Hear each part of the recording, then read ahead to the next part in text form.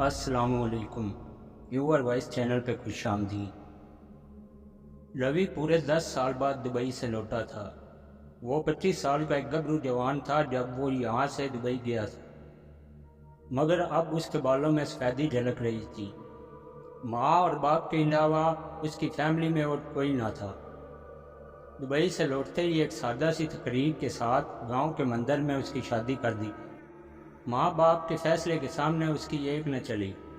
वो भी शादी नहीं करना चाहता था, मगर जब उजला रूसी में दुल्हन पर नज़र पड़ी तो माँ बाप के फैसले पर बहुत खुश हुआ। किरण बहुत खूबसूरत थी, उसमें सैकड़ों गुण थे, मगर उसकी दाएं टांग में शायद फ्रैक्चर था। वो थोड़ा सा लंगड़ा कर चलती थी, मगर उसकी ये खामी उसकी खूबियों में दब गई थी। शादी के कुछ दिन बाद ही वो गांव के पंडाल में मौजूद।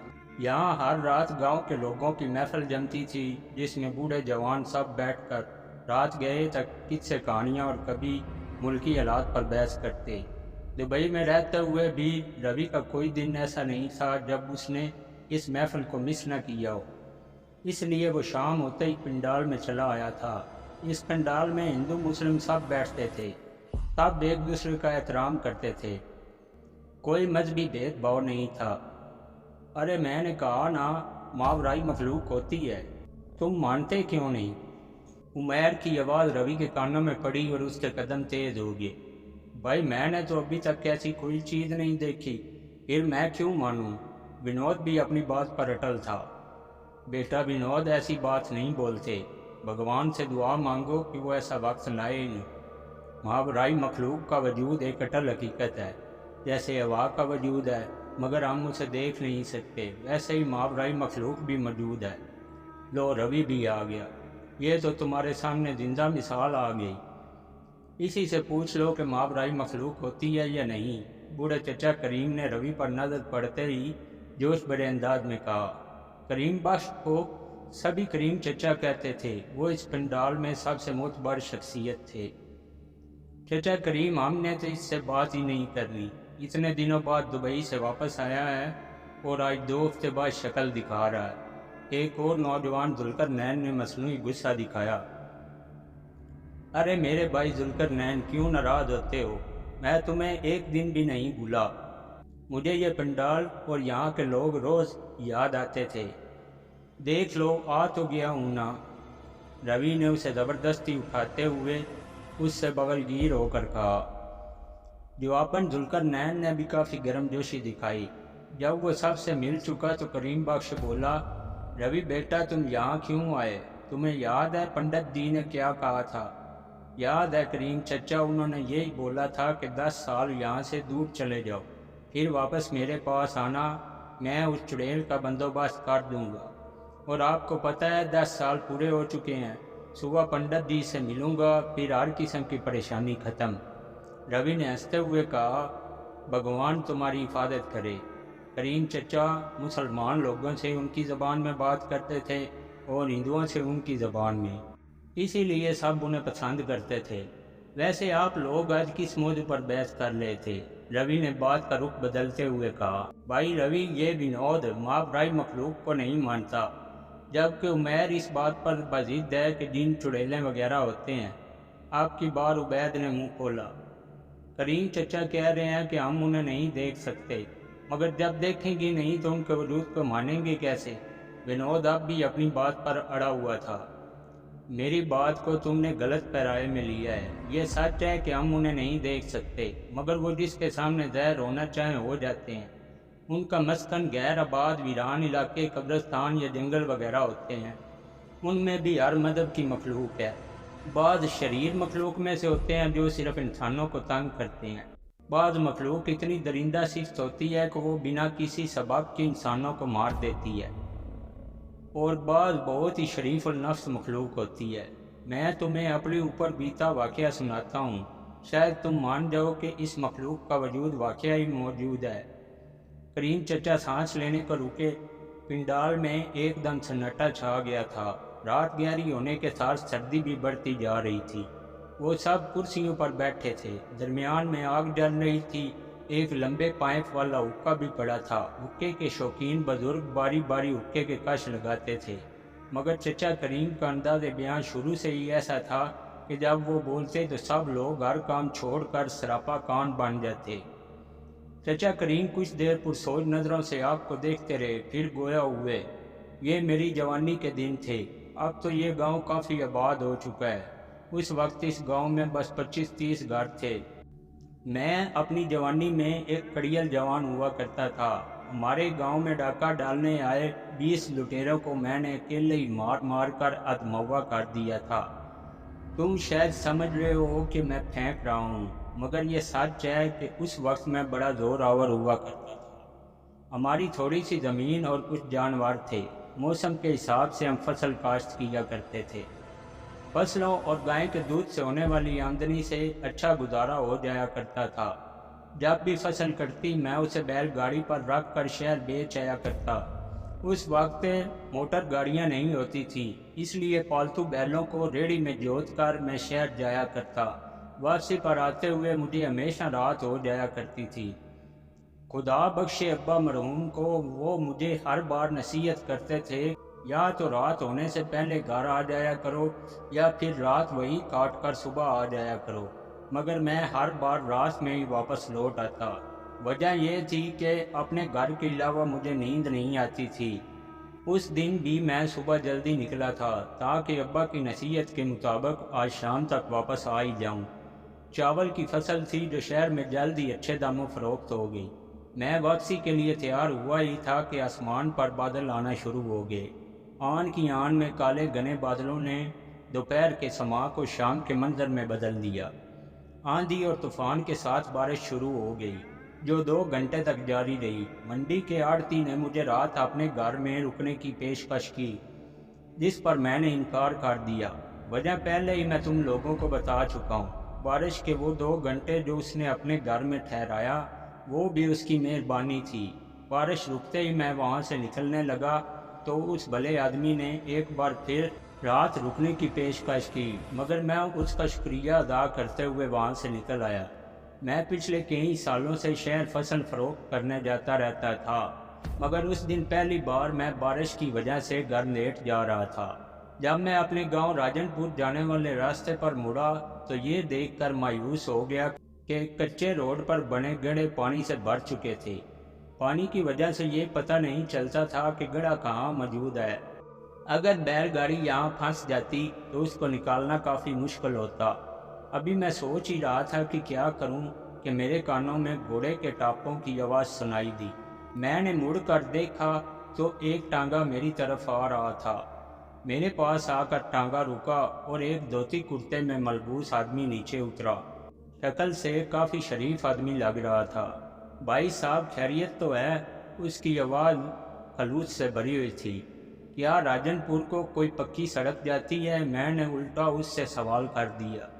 کیوں نہیں، آگے تقریباً آدھ کوس دور ایک موڑ ہے، وہ مڑتے ہی پکی سڑک شروع ہو جاتی ہے جو راجن پور کا شارٹ کٹ ہے۔ وہاں سے راجن پور اس راستے کی نسبت جلدی پہنچا جا سکتا ہے، مگر ٹانگے والے نے کچھ یاد آنے پر بات ادھوری چھوڑ دی۔ مگر کیا؟ میں نے اس کے بیچ میں رک جانے پر عجلت میں کہا، بھائی وہ راستہ بہت خطرناک ہے، مجھے یاد بعد میں آیا ورنہ میں آپ کو بتاتا ہی نہ۔ اس کی پیشانی پر فکر کے آثار نمودار ہوئے۔ سنا ہے وہاں کسی عجیب مخلوق کا بسیرا ہے، وہاں سے دل کو بھی گزرنے سے لوگ کتراتے ہیں۔ کبھی کبھی وہاں سے لوگوں کی لاشیں ملتی ہیں جنہیں بہت درندگی سے چیرا پھاڑا گیا ہوتا ہے۔ ٹانگے والے نے دھیمے مگر پراسرار لہجے میں کہا، آپ کی مہربانی جو آپ نے راستہ بتایا، میری فکر نہ کریں، مجھے کچھ نہیں ہوگا۔ میں نے اسے اپنے لیے فکر مند دیکھا تو اسے تسلی دی۔ پھر اس کے کافی منع کرنے کے باوجود میں اس راستے کی طرف چل پڑا۔ موڑ مڑتے ہی واقعی وہاں ایک پکی سڑک تھی۔ میں نے بیلوں کو اس راستے پر ڈال دیا۔ سڑک آہستہ آہستہ گھومتی جا رہی تھی۔ میں نے پہلے بھی بتایا کہ میں کافی دل گردے والا آدمی ہوں، مگر اس رات نہ جانے کیوں خوف نے مجھے اپنے پنجے میں جکڑنا شروع کر دیا۔ ہر طرف ہو کا عالم تھا۔ سڑک پر بیلوں کے ٹاپوں کی آوازیں تھیں یا ان کے گلے میں باندھی گھنٹیوں کی۔ چاند کے آخری ایام تھے، اس لیے صرف ہلکی ہلکی روشنی راستے پر پڑ رہی تھی۔ सड़क के दोनों अतराफ में चटियल मैदान थे, जिनमें थोड़े थोड़े फासले पर खोदरो झाड़ियाँ उगी हुई थी। मैं उस पुरअसरार माहौल से जल्द अज जल्द निकल जाना चाहता था, इसलिए मैंने बैल की पुश्त पर हल्का सा हाथ मारा। बैल भी मेरा इशारा समझ गए थे, इसलिए उन्होंने अपनी रफ्तार बढ़ा दी थी। मुकम्मल सन्नाटे में बैल के गले में पड़ी घंटियों की आवाज़ मेरे दिमाग पर हथौड़े बरसा रही थी। कानों के पास से गुजरने वाली हवा की सरसराती आवाज़ दिल में अजीब उथल पथल मचा रही थी। मैंने अपने आप को दिलासा दिया कि ये सब उस टांगे वाले की बातों का असर है, मगर मेरा दिल जानता था कि यह जगह ज़रूर नौसत से भरी हुई है। ऐसा दहशत का एहसास मुझे पहले कभी नहीं हुआ था। खुद को इतना समझाने के बाद भी मैं कभी पीछे तो कभी दाएं बाएं देख रहा था। न जाने क्यों ऐसा महसूस हो रहा था कि कोई मुझे कहीं से देख रहा है। फिर अचानक ही तेजी से दौड़ते हुए बैल एकदम रुक गए। अचानक रुकने की वजह से मुझे झटका लगा और मैं बैलगाड़ी से नीचे ज़मीन पर जा गिरा। मैंने उठने में देर ना की। बैल काफ़ी डरे हुए लग रहे थे, वो सहमे सहमे पीछे हट रहे थे। मैंने सामने देखा, कुछ दूर सड़क के दोनों अतराफ में खजूर के दरख्त लगे हुए थे, जो झुंड की शक्ल बनाते काफ़ी दूर तक चले गए थे। उन दरख्तों के अलावा वहाँ ऐसा कुछ ना था जिससे मैं बैलों के डरने की वजह समझ सकता। मैंने मोहब्बत से बैलों के कंधे पर हाथ फेरा तो वो पुरसुकून हो गए। मैं एक दफ़ा फिर बैलगाड़ी को भगाने लगा। बैल अब पहले से भी तेज़ दौड़ रहे थे। शायद मेरी तरह वो भी उस नौसत भरे माहौल से निकलना चाहते थे। अभी मैंने खजूर के झुंड को आधा ही पार किया था कि एक मकरूह हंसी सुनाई दी। वो आवाज़ अजीब गैर इंसानी थी। फिर एकदम ही खजूर के दरख्त से कोई बैलगाड़ी पर आ कूदा। बैलगाड़ी तकरीबन लरज़ गई थी। मैंने चेहरा उठाकर देखा। उफ, खुदा की पनाह, जाने क्या चीज़ थी। वो एक लंबे कद की मखलूक थी। ना मैं उसे नर कह सकता था ना मादा। वो अजीब बिला बरहना थी, मगर चेहरे के अलावा पूरे जिस्म पर लंबे और गहरे बाल थे, जिन्होंने उसके पूरे जिस्म को ढांप रखा था। चेहरा किसी गोल दायरे जैसा था, जिस पर दो गोल गोल उल्लू जैसी आँखें और तोते की चोंच से ज़्यादा मुड़ी हुई नाक और कानों तक फैला हुआ मुंह का दाना था। उसने फिर अपनी शैतानी हंसी से मेरे दिल की धड़कन को तेज़ कर दिया। उसका हाथ मेरी गर्दन पर पड़ा और मैं हवा में उठता चला गया। मेरे बैल भी खौफ से कांपे जा रहे थे। उसने मुझे हवा में उठाकर पक्की सड़क पर पटक दिया। मैंने गिरने से पहले ही अपने हाथ सड़क पर टिका दिए। अगर मैं ऐसा ना करता तो मेरे सर का भरथा बन चुका होता। वो अफरीयत बैलगाड़ी से उतरकर अब मेरे सर पर पहुंच चुका था। उसने अपना भारी भरकम पाँव मेरे कंधों पर जोर से दे मारा। मेरे मुंह से घुटी घुटी चीखें निकलने लगी। मुझे ऐसा लग रहा था कि मेरी हड्डियों का सुरमा बन चुका है। वो पाँव उठाकर दोबारा मुझे ज़रब लगाना चाहता था। ज़मीन पर बढ़ने वाले उसके साए से उसकी हरकत का पता चल रहा था। उस वक्त मैंने दिल में सोचा, करीम बख्श, तू इतना बुज़दिल तो नहीं था। कभी 20-20 आदमियों को अकेले मारा और आज इस एक से मार खाए जा रहा है। भले ही वो कोई मावराई मखलूक है, मगर बुज़दिलों की तरह नहीं, लड़ कर मरना चाहिए। उसी वक्त उस अफरीयत का पाँव नीचे आया और मैंने करवट बदल ली। उसका पाँव ज़मीन पर पड़ा तो वो जैसे गुस्से में आ गया। उसके मकरूह हंसी की जगह अब उसके हलक से गुस्से भरी गिरावटें निकल रही थीं। मैं अब उठकर खड़ा हो चुका था और शुक्र कर रहा था कि सब बढ़िया सलामत हैं। वो अफरीयत अब मेरे सामने था। वो गुस्से में भरा मेरी तरफ दौड़ा। मैं सुकून से अपनी जगह खड़ा रहा। उसने करीब आते ही मुझे एक ज़ोरदार थप्पड़ मारना चाहा, जबकि मैं नीचे बैठकर उसकी टांगों से निकलता उसकी पुश्त पर जा खड़ा हुआ। इससे पहले कि वो मुड़ता, मैंने उसकी टांग पकड़कर ऊपर उठा दी। वो ऊंधे मुंह ज़मीन पर जा गिरा। मैं रुका नहीं। मैंने उसकी टांग को थामे रखा, दौड़कर उसकी पुश्त पर छलांग मारी। उसकी हड्डी चटकने की आवाज़ आई और वो ज़बा होते बकरे की तरह डकराने लगा। मैं उस वक्त ज़िंदगी और मौत की जंग लड़ रहा था। انسان کو خدا نے اشرف المخلوقات بنایا ہے، اگر وہ ڈٹ جائے تو بڑی سے بڑی خباثت کا مقابلہ کر سکتا ہے۔ اس سفریت کی ایک ٹانگ توڑنے کے بعد میں نے دوسری بھی پکڑ کر توڑنے کا ارادہ کیا ہی تھا کہ کھجور کے جھنڈ پر سے اسی طرح کی عجیب مخلوق کود کود کر نیچے آنے لگی۔ وہ 25-30 سفریت تھے جنہوں نے مجھ پر گھیرا تنگ کرنا شروع کر دیا۔ میں ان منحوس لمحات کو کوس رہا تھا جب میں نے اس راستے پر جانے کا سوچا تھا۔ مجھے اس آڑتی کی پیشکش بھی یاد آ رہی تھی جس کو ٹھکرانے کا مجھے اب بہت افسوس ہو رہا تھا، مگر اب جو ہوا سو ہوا کے مصداق میں نے تمام سوچوں کو ذہن سے چٹکا اور لڑنے کے لیے تیار ہو گیا۔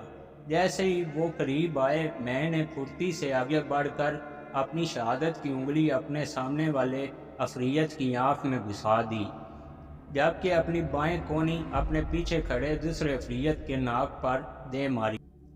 دونوں چوٹ نشانے پر لگی تھی۔ سامنے والا اپنی آنکھ پکڑے پیچھے ہٹتا چلا گیا، جبکہ پیچھے والا ناک پر ہاتھ رکھے نیچے بیٹھ گیا۔ دونوں کے الگ سے بھیانک چیخیں نکل رہی تھیں۔ ان دونوں کا یہ حال دیکھ کر تیش میں بھرے باقی عفریت مجھے پکڑنے کے لیے اکٹھا آگے بڑھے، مگر جب انسان کی جان پر بن جائے تو وہ بچنے کے لیے آخری حدیں بھی پھلانگ جاتا ہے۔ میں بھی اس وقت بجلی بنا ہوا تھا۔ تیسری خوفناک مخلوق جس نے مجھے دونوں ہاتھوں کے شکنجے میں جکڑ لیا تھا، وہ مجھے اتنے زور سے بھینچ رہا تھا کہ میری پسلیوں کے کڑاکے مجھے صاف سنائی دے رہے تھے۔ اس کے ہاتھی جیسے کان پر نظر پڑتے ہی میں نے دیر کیے بغیر اس کو دانتوں تلے رکھ کر چبایا اور ایک جھٹکے سے اکھاڑ لیا۔ وہ بھی اپنے کان پر ہاتھ رکھے پیچھے ہٹ گیا، جبکہ باقی عفریت مزید بکھر گئے۔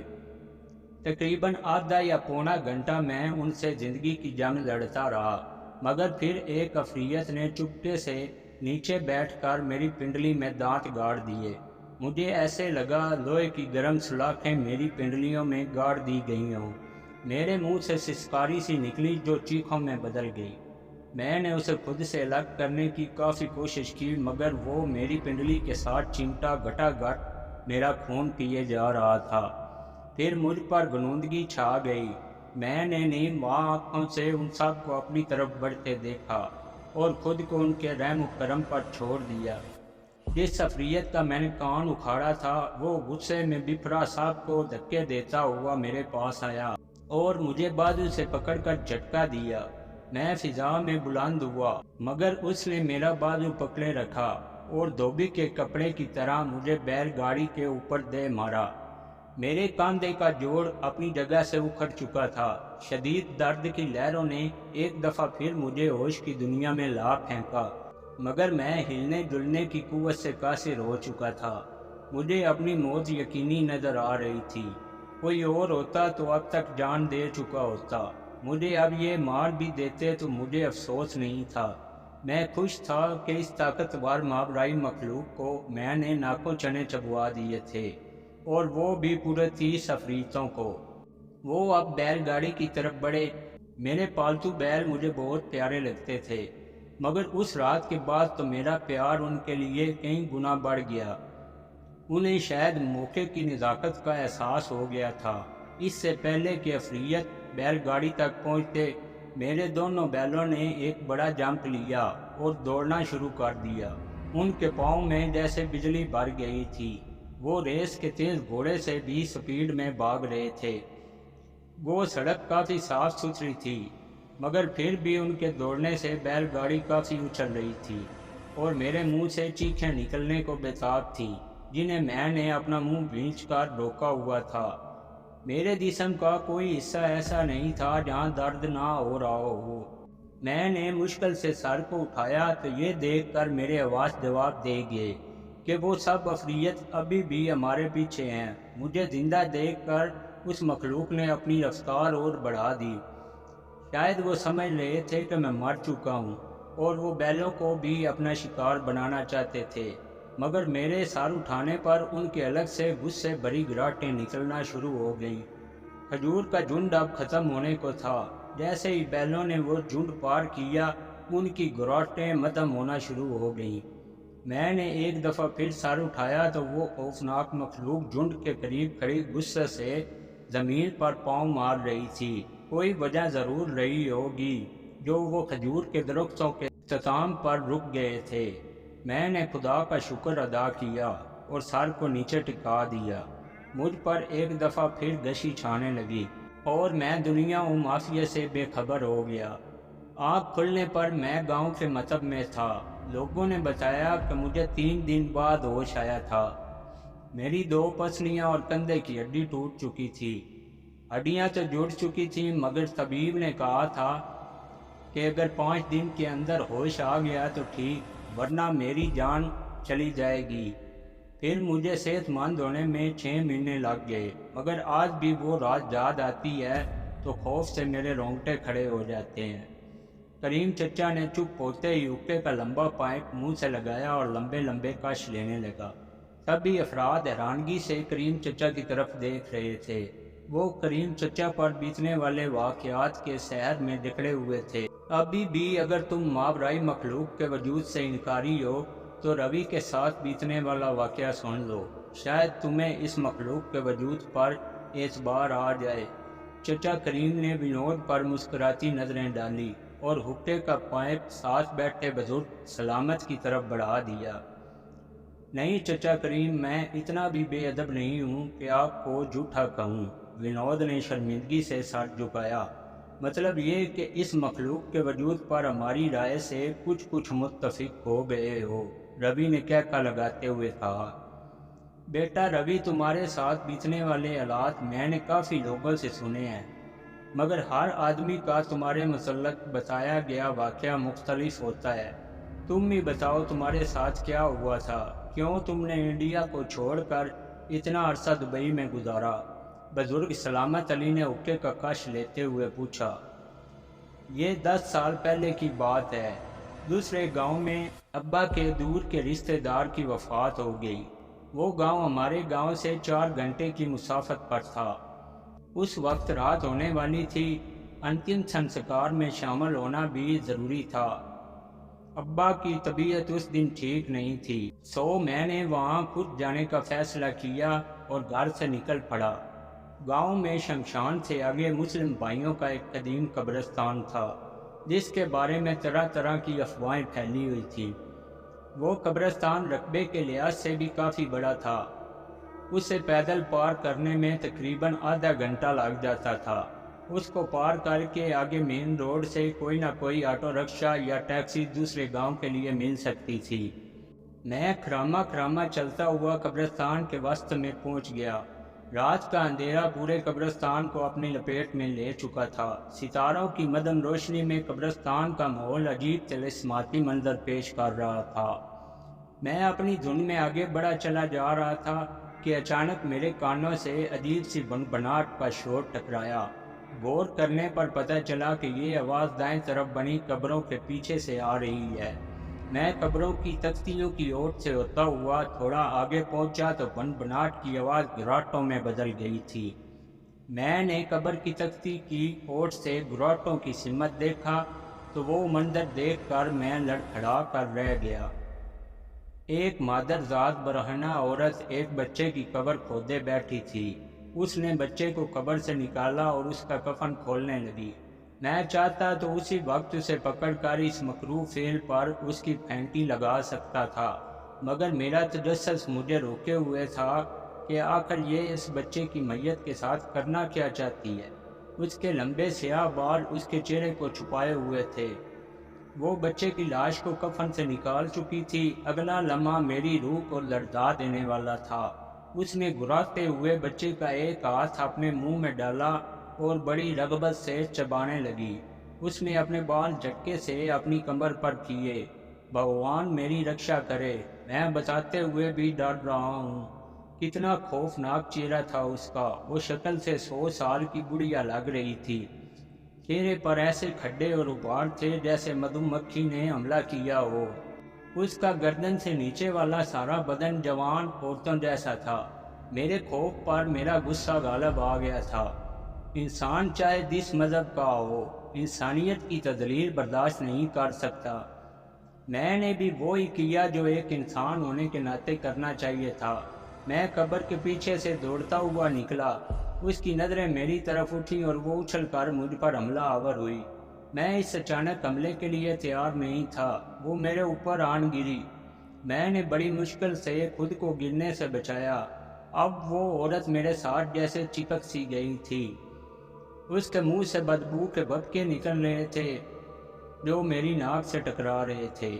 وہ بار بار اپنا منہ میری گردن کی طرف کرتی، مگر میں ہر بار ہاتھوں سے پکڑ کر اسے جھٹکے سے دور کر دیتا۔ اچانک ہی اس کے بال میرے ہاتھوں میں آ گئے، جن کو کھینچتے ہی اس کی گرفت میرے بدن سے ڈھیلی پڑ گئی۔ اس کا وجود مکمل سرد تھا۔ ابھی میں سوچ ہی رہا تھا کہ یہ کیا بلا ہے کہ اچانک میری نظر اس کے پاؤں پر پڑی۔ اس کے پاؤں دوسری طرف دیکھ کر پہلی دفعہ خوف نے مجھ پر حملہ کیا۔ آج تک میں نے پچھل پیریوں کی کہانیاں اور قصے سنے تھے، مگر اس دن میں نے اسے دیکھا بھی تھا اور اس سے مقابلہ بھی کر رہا تھا۔ اس نے اپنے بال چھڑوائے اور پھر سے ایک دہشت ناک چیخ مارتے ہوئے مجھ پر حملہ آور ہوئی۔ وہ تقریباً ہوا میں اٹھتے ہوئے آ رہی تھی۔ میرا دل اس وقت کافی رفتار سے دھڑک رہا تھا۔ جیسے ہی وہ میرے پاس پہنچی میں نیچے بیٹھ گیا۔ وہ میرے اوپر سے گزر کر میرے پیچھے گرنے والی تھی۔ اسی وقت میں نے اس کی ٹانگ پکڑی اور کندھے پر رکھ کر ایک زوردار جھٹکا دیا۔ اس کی بھیانک چیخوں سے پورا قبرستان لرز گیا۔ اسی وقت ایک جنازہ قبرستان کے وسط میں پہنچا۔ یہ مسلمان لوگ تھے جو اپنے مردے کو دفنانے کے لیے ادھر ہی آ رہے تھے۔ انہوں نے اس چڑیل کی چیخیں بھی سن لی تھی اور ہم دونوں کو دیکھ بھی لیا تھا۔ وہ بھاگتے ہوئے میری مدد کو آنے لگے۔ ابھی تو میں جا رہی ہوں، مگر جلد ہی لوٹوں گی تیری موت بن کر۔ تو نے مجھے جو زخم دیے ہیں ان کا خمیازہ تمہیں بھگتنا پڑے گا۔ وہ ایک ٹانگ پر کھڑی نہایت غصے سے میری طرف دیکھ رہی تھی۔ میں اسے مارنے کے لیے دوڑا، مگر وہ وہی کھڑی کھڑی غائب ہو گئی۔ جب وہ مسلمان لوگ مجھ تک پہنچے میں نے انہیں سارا واقعہ سنایا۔ انہوں نے مل کر بچے کی لاش کو دفنایا اور پھر میں دوسرے گاؤں کے لیے روانہ ہو گیا۔ میں نے یہ واقعہ کسی کو نہیں بتایا۔ پھر اس کے 3-4 روز بعد ایک رات میں گھر میں سویا ہوا تھا کہ دروازہ کھلنے کی آواز پر میری آنکھ کھل گئی۔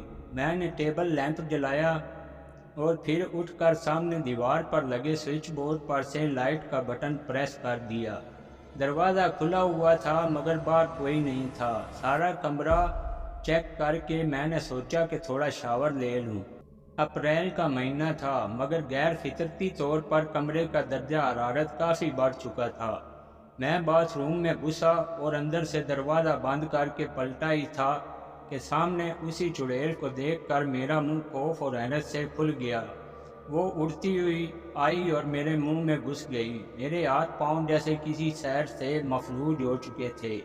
میرے منہ کا دہانہ حیران کن طور پر کھلتا جا رہا تھا۔ سامنے لگے آئینے میں میں صاف دیکھ رہا تھا کہ وہ اپنا وجود میرے منہ کے راستے مجھ میں داخل کر رہی تھی۔ تم لوگ میری باتوں پر یقین نہیں کرو گے، تم تو کیا کوئی بھی نہیں کرے گا۔ میں جس اذیت سے گزر رہا تھا وہ صرف میں ہی جانتا تھا۔ چاند ہی پل میں اس کا گھناؤنا وجود میرے وجود میں ضم ہو چکا تھا۔ میں صرف سمجھ سکتا تھا کہ کیا ہو رہا ہے، مگر خود پر کنٹرول کھو چکا تھا۔ اب میرے جسم اور دماغ پر اس کا قبضہ تھا۔ اگلی صبح میں گھر سے نکلا تو کھیتوں کے کنارے کچھ جوان لڑکیاں اپنے گھڑے اٹھائے جا رہی تھیں۔ میں نے ایک کو بھاگ کر اپنے بازوؤں میں جکڑ لیا اور اس سے نازیبا حرکات کرنے لگا۔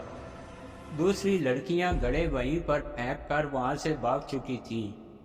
میں جیسا کہ پہلے بتا چکا ہوں کہ میں سب دیکھ سن اور سمجھ رہا تھا، مگر نہ میں کسی کو بتا سکتا تھا اور نہ ہی اپنے آپ کو کچھ کرنے سے روک سکتا تھا۔ سارا دن میں گھر سے باہر رہا اور اس سے ملتی جلتی اوچھی حرکات کرتا رہا جس میں میرے ارادوں کا کوئی عمل دخل نہیں تھا۔ شاید وہ چڑیل مجھے لوگوں کی نظروں میں ذلیل کرنا چاہتی تھی۔ شام کو جب گھر لوٹا تو گھر میں گاؤں کے لوگوں کا میلہ لگا ہوا تھا۔ میں چاہ کر بھی اپنی صفائی میں کچھ کہہ نہ پایا اور میرے قدم میرے کمرے کی طرف اٹھنے لگے۔ دیکھ لو آنند بھائی، کتنا بدلاؤ آ گیا ہے اس میں، سلام دعا کیے بغیر ہی کمرے کی طرف جا رہا ہے۔ سلیم چچا کی آواز میرے کانوں میں پڑی جو ابا سے مخاطب تھے۔ ارے سنے گا کیسے؟ پتہ جو ہے کہ جو گل اس نے آج کھلائے ہیں ہم ان کی شکایت لے کر آئے ہیں۔ چچا بیاری جو محلے کی نکڑ پر دودھ دہی کی دکان لگاتے تھے انہوں نے بھی طنز کا تیر چلایا۔ دیکھو آنند چچا، ہم نے آج تک ایک دوسرے کے مذہب میں بھید بھاؤ نہیں کیا، دوسرے کی بہن کو اپنی بہن سمجھا ہے، مگر آج روی نے میری بہن سے کافی ناشائستہ حرکات کی ہیں۔ کوئی اور ہوتا تو اب تک کسی ہاسپٹل میں پڑا ہوتا۔ میں تو کہتا ہوں چچا اب اس کی شادی کروا دو۔ عبید جو غصے کو کافی دیر سے کنٹرول کیے ہوئے تھا بولا۔ روی نے اتنا بتا کر عبید کی طرف دیکھا تو اس نے شرمندگی سے آنکھیں نیچی کر لی۔ شرمندہ ہونے کی ضرورت نہیں، اس وقت تمہاری جگہ میں بھی ہوتا تو شاید ایسے ہی کرتا۔ ان لوگوں کے جانے کے بعد ابا نے مجھ سے اس سب کی وجہ پوچھی تو میں ہنسنے لگا اور ابا سے کہا، اے بڈھے، میرا جو دل کرے گا میں کروں گا، تو مجھے نہیں روک سکتا۔ میری عجیب حالت تھی، میں ویسے تو ہنس رہا تھا مگر آنکھوں سے آنسو نکل رہے تھے۔ نہ چاہتے ہوئے بھی میں ابا سے بدتمیزی کر رہا تھا۔ ابا نے دوسرے دن ہی رشتے کروانے والی ایک عورت کو بلایا جو ایک معقول گھرانے سے رشتہ لے آئی۔ وہ لوگ مجھے دیکھنے کے لیے آئے ہوئے تھے۔ ابا مجھے ڈھونڈتے ڈھونڈتے ٹوائلٹ تک چلے آئے۔ انہوں نے کچھ دیر انتظار کیا، پھر ٹوائلٹ کا دروازہ کھٹکھٹایا۔ میں نے دروازہ کھولا۔ میں اس وقت مادر ذات برہنہ تھا اور میرے جسم پر ٹوائلٹ کی گندگی لگی ہوئی تھی۔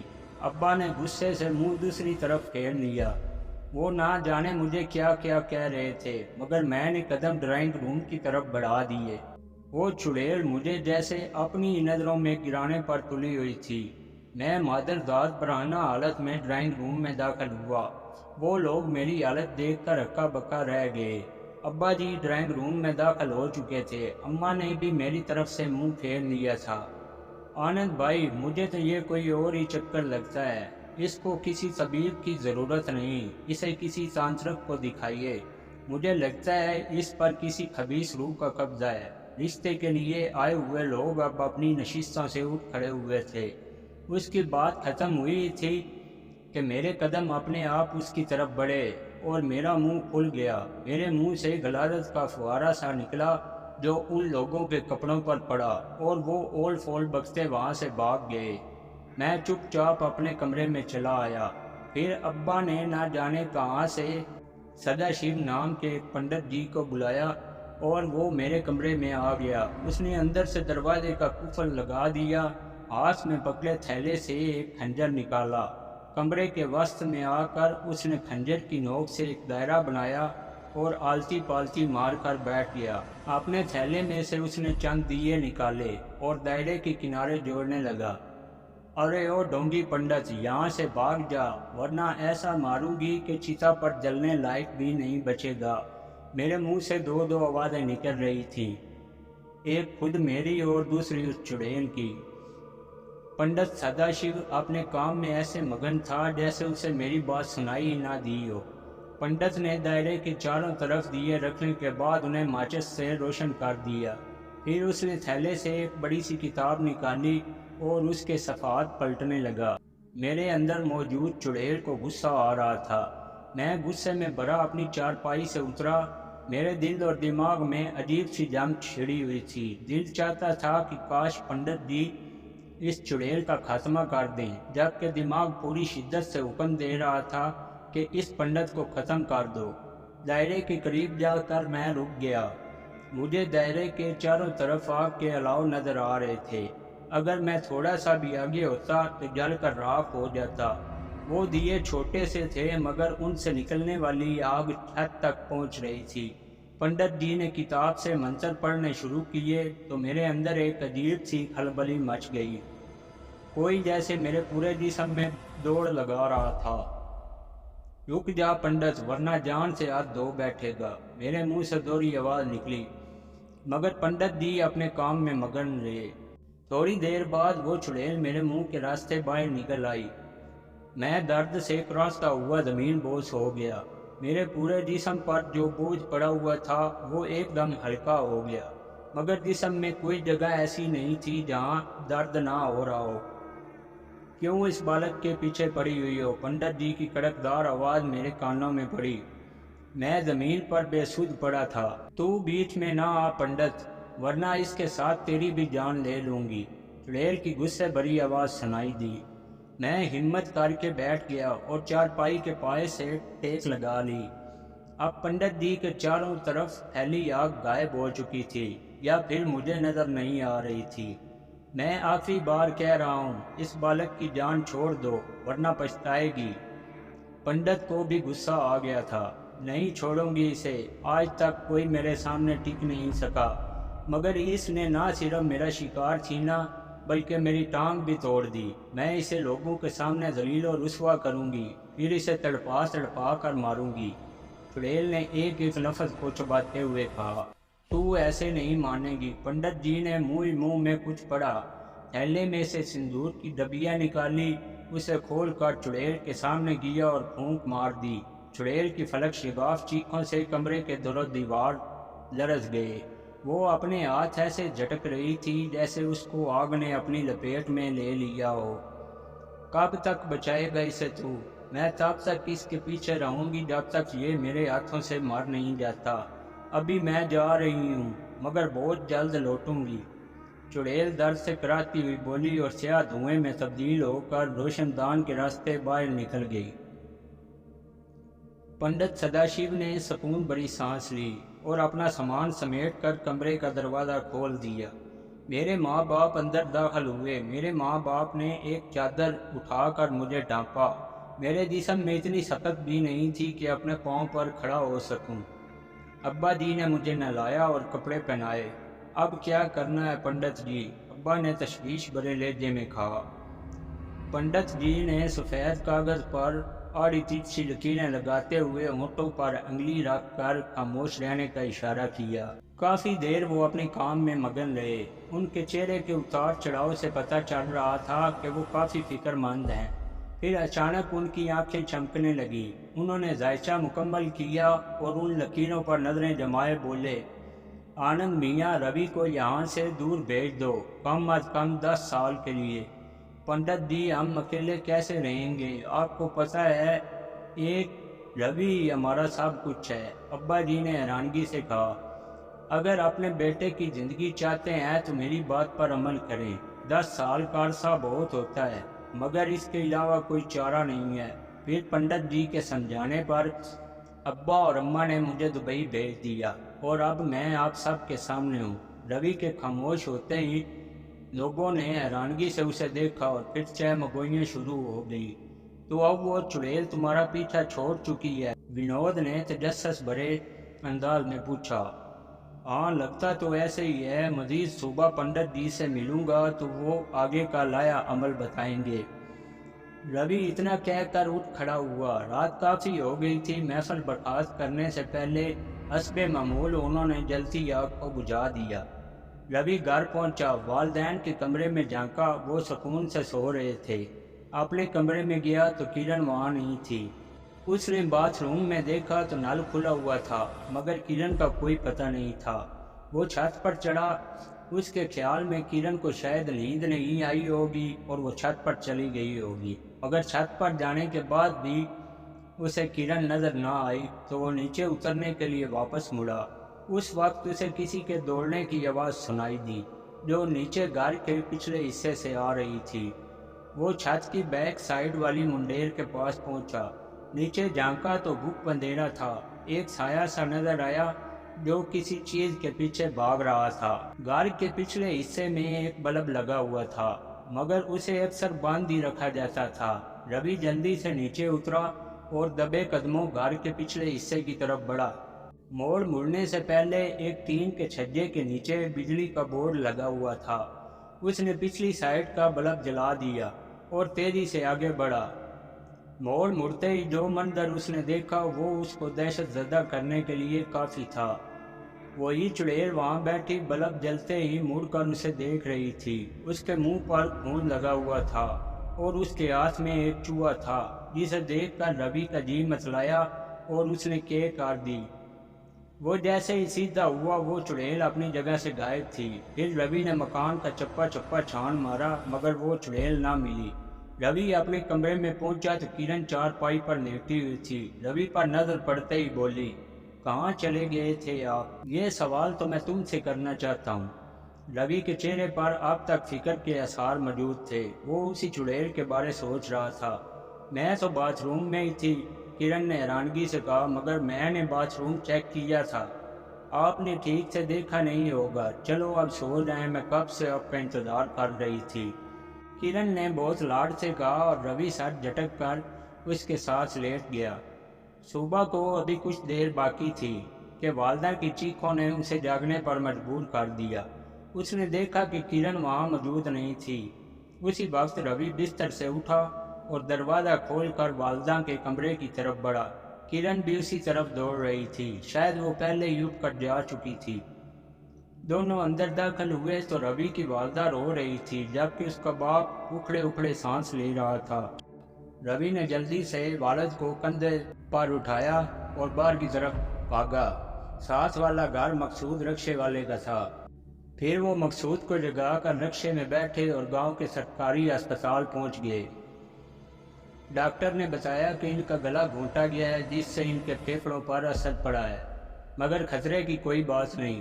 روی کی والدہ نے بتایا کہ روی کے ابا کی گھٹی گھٹی چیخوں سے اس کی آنکھ کھلی تو دیکھا کہ ایک الٹے پاؤں والی بھیانک چہرہ عورت ان کا گلا دبا رہی تھی۔ جیسے ہی روی کی والدہ نے چیخ ماری وہ بھاگ کر کمرے سے نکل گئی۔ پھر روی کی والدہ نے چیخ کر روی کو آوازیں دی تو وہ دونوں میاں بیوی وہاں پہنچ گئے۔ صبح ہو چکی تھی۔ روی نے اور دیر کیے بغیر ایک دوست سے موٹر سائیکل لی اور چندی گڑھ گاؤں کی طرف چل پڑا۔ کچھ دیر بعد وہ پنڈت جی کے ڈرائنگ روم میں بیٹھا تھا۔ وہ تمام تفصیلات ان کو بتا چکا تھا۔ پنڈت جی نے کاغذ قلم اٹھایا اور کچھ حساب کتاب کرتے رہے۔ ان کے چہرے پر نہایت فکر مندی کے آثار نمودار ہو چکے تھے۔ انہوں نے کاغذ قلم ایک طرف رکھا اور بولے، تمہارے والدین کی زندگی کو شدید خطرہ ہے، جلدی چلو۔ انہوں نے اپنا تھیلا اٹھایا اور تیزی سے باہر کی طرف بڑھے۔ روی ان سے بہت کچھ پوچھنا چاہتا تھا مگر ان کی عجلت دیکھ کر وہ بھی تیزی سے ان کے ساتھ ہو لیا۔ وہ چڑیل واپس آ چکی ہے، پنڈت جی نے روی کے موٹر سائیکل اسٹارٹ کرتے ہی پیچھے بیٹھتے ہوئے کہا۔ وہی تو میں آپ سے پوچھنا چاہتا تھا کہ آپ کے کہنے کے مطابق 10 سال میں نے باہر گزارے مگر وہ تو ابھی تک میرے پیچھے ہے۔ اسے لانے والے تم خود ہی ہو۔ میں نے تمہیں کہا تھا کہ جب بیرون ملک سے واپس آؤ تو آ کر مجھے ملنا، مگر تم نے 2 ہفتوں کے بعد رابطہ کیا اور وہ بھی اس چڑیل سے شادی کرنے کے بعد۔ پنڈت جی کے جواب پر روی کے حواسوں پر بجلی سی گری۔ موٹر سائیکل کا اسٹیئرنگ چند لمحوں کو ڈگمگایا مگر اس نے جلدی کنٹرول کر لیا۔ وہ تو ایک سادہ سی لڑکی ہے اور چڑیل کی بڑی نشانی اس کے پاؤں کا الٹا ہونا ہے، مگر کرن تو ایک نارمل انسان ہے۔ روی کی آواز میں ہلکی سی تلخی نمودار ہو گئی تھی۔ پچھل پیری جب انسان کے روپ میں ہوتی ہے تو اس کے پاؤں بھی انسان جیسے دکھتے ہیں۔ آج سے 10 سال پہلے تم نے خود بتایا تھا کہ تم نے اس کی ٹانگ توڑی ہے۔ اب جو تمہاری نام نہاد بیگم صاحبہ ہے کیا وہ لنگڑی نہیں ہے؟ پنڈت جی نے میرے لہجے کی تلخی محسوس کر لی تھی، اس لیے انہوں نے بھی غصے میں جواب دیا۔ روی نے موٹر سائیکل کی رفتار مزید بڑھا دی۔ جلد ہی وہ گاؤں کے سرکاری اسپتال کے سامنے تھے۔ وہاں سے پتہ چلا کہ اس کے ابا کو ڈسچارج کر دیا گیا ہے۔ روی کے اماں اور ابا دونوں گھر جا چکے تھے۔ اس کا دل تیزی سے دھڑک رہا تھا۔ روی نے پنڈت جی کو ساتھ لیا اور گھر پہنچا۔ اس کی ماں چائے بنا رہی تھی جبکہ اس کے ابا وہاں موجود نہیں تھے۔ پنڈت جی نے جلدی سے تھیلے سے 2 کالی ڈوریاں نکالی، ایک اماں کو دی اور ایک روی کو۔ جلدی سے یہ ڈوری اپنے بازو پر باندھ لو، یہ تمہاری رکشا کرے گی۔ پنڈت جی کے کہنے کے مطابق دونوں نے ڈوریاں باندھ لی۔ آنند میاں کہاں ہیں؟ پنڈت جی نے تیزی سے پوچھا۔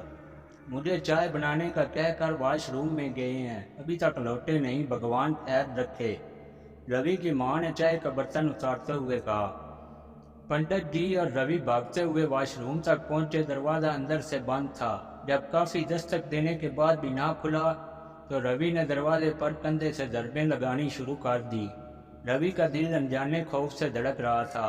कुछ ही देर में उसके खौफ की तस्दीक हो चुकी थी। उसके वालिद अब इस दुनिया में नहीं रहे थे। रेल ने उनके मुंह में कपड़ा ठोंस कर उनके हाथ पांव और गर्दन को तोड़ दिया था। रवि की आंखों से आंसू निकल रहे थे, जबकि उसकी वालदा यह मंजर देखकर ज़मीन पर गिरकर बेहोश हो चुकी थी। रवि के बाप के अंतिम संस्कार के बाद रवि मां समेत पंडित जी के पास पहुंचा। भाभी जी, आप बताइए, आपने बिना देखे भाले एक अनजान लड़की से रवि की शादी कैसे कर दी? पंडित जी ने पूछा। रवि की मां ने अपनी आंखों से बहते आंसू साफ किए और बोली, रवि के जाने के बाद हमारे सामने वाले घर में ये लड़की किरण रहने लगी। हर 2-3 दिन बाद वो हमें कुछ न कुछ अपने हाथ का बना दे कर जाती। मैं और रवि के अब्बा उसके इखलाक से बहुत मुतासर हुए। वो आते ही हमारा आशीर्वाद लेती। हमारे पूछने पर उसने बताया कि उसके वालिदैन एक रोड एक्सीडेंट में मर चुके हैं। शहर वाले घर में उसे उनकी याद सताती थी, इसलिए उसने वो घर बेचकर हमारे गांव में हमारे सामने वाला घर ले लिया। अब हमें क्या पता था कि वो वही मनहूस चुड़ैल है। रवि की वालदा बात खत्म करते ही फिर से रो पड़ी। भाभी जी, हौसला करें, भगवान की यही मर्जी थी। अब आप लोग एहतियात करना, किसी कीमत पर भी यह रक्षा कवच अपने से अलग न करना। मैं उस चुड़ैल का बंदोबस्त करता हूँ, पंडित जी ने कहा और रवि की वालदा और रवि घर वापस आ गए। दूसरे दिन ही पंडित जी रवि के घर मौजूद थे। फिर वो दोनों सामने वाले घर में दाखिल हो गए। पंडित जी, अम्मा घर में अकेली हैं, रवि ने फिक्रमंदी से पूछा। उनकी फिक्र मत करो, जब तक वो रक्षा कवच मौजूद है चुड़ैल उनको छू भी नहीं सकती। अगर छुएगी तो खुद ही जलकर राख हो जाएगी। तुम भी डरना मत, पंडित जी ने आखिरी फिक्रा रवि को मुखातब करते हुए कहा। फिर वो दोनों उस घर के अंदरूनी दरवाजे को खोलकर अंदर जा चुके थे। घर में बिजली मौजूद नहीं थी। तमाम कमरे अंधेरे में डूबे हुए थे। एक कमरे से बदबू के बक्के उठकर उनकी नाक से टकराए तो उन्होंने नाक पर हाथ रख लिए। कमरे के एक कोने में 2 आग की चिंगारियां नजर आईं। वो चुड़ैल की आंखें थीं जो गुप्त अंधेरे में आग के अंगारों की तरह दहक रही थी।